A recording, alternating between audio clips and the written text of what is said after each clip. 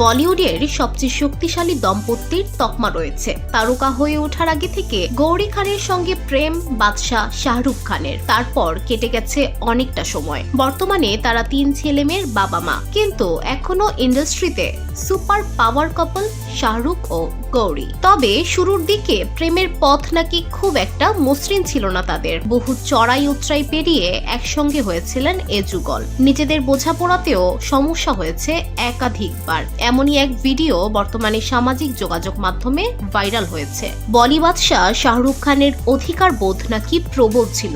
শ্রী গৌরীর ওপর নানা নিয়ম জারি করেছিলেন তিনি। কেমন পোশাক, কেমন সাজ হবে তা নিয়ে বেশ কিছু নিষেধাজ্ঞাও জারি করেছিলেন কিং খান।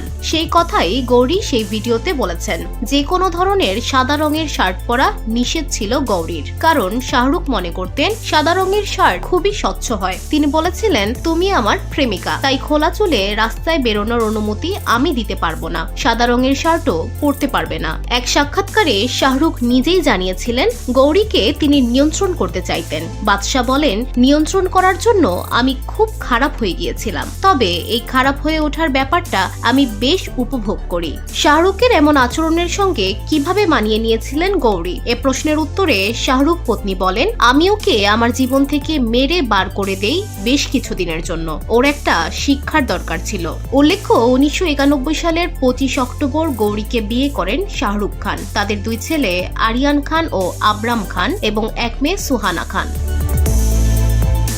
VOD Bangla news desk.